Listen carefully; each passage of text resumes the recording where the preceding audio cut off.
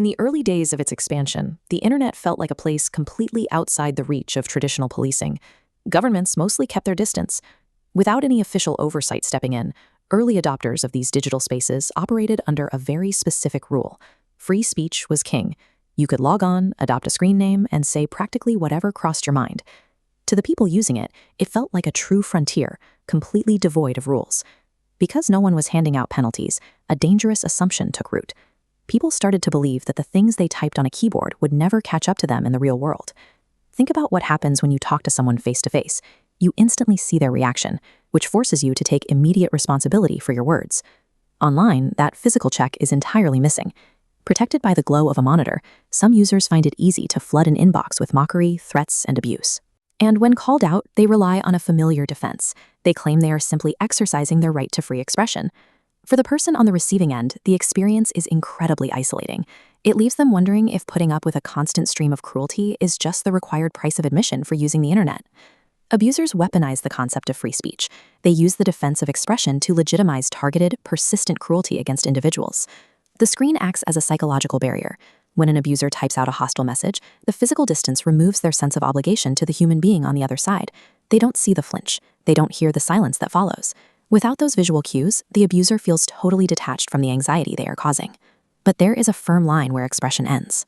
When someone perpetually targets you with mean-spirited messages that cause real, severe anxiety, they are no longer speaking freely.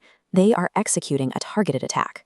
The anonymity of the web doesn't simply mask the harasser's face, it completely blinds them to the reality of the pain they inflict. Which brings us to the core contradiction in how we treat digital communication. Letting harassment go unchecked doesn't protect open dialogue, it actively destroys it. When targeted by aggressive users, a chilling effect takes hold. To protect their safety, the victim dims and drops out entirely. Multiply this reaction. Hostile users systematically shrink the network, blocking marginalized groups from the public square. Online harassment acts as the ultimate silencer. By driving people away, the trolls successfully rob innocent users of the exact same free speech rights they claim to be defending. The laws that govern physical interactions apply just as firmly to your inbox.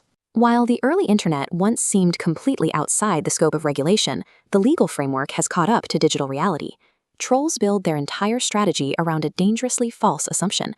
They think that sitting behind a fake profile picture makes them invisible to the authorities.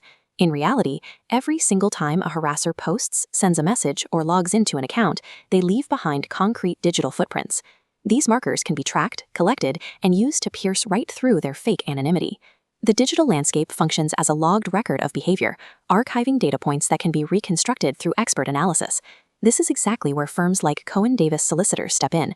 They provide the legal mechanism needed to break an abuser's anonymity. Using specialized technological tools and legal authority, expert teams can track down internet trolls. It doesn't matter if the person harassing you lives down the street or across the globe. You do not have to brush off persistent abuse, and you certainly do not have to surrender your right to participate in the digital world. The fastest way to stop the abuse is to take action. By seeking expert legal intervention, you hold your harasser fully accountable for their conduct, legally and financially. Unmasking the person behind the keyboard removes their power. By taking this legal step, you reclaim your digital safety and secure your right to speak without fear of targeted abuse.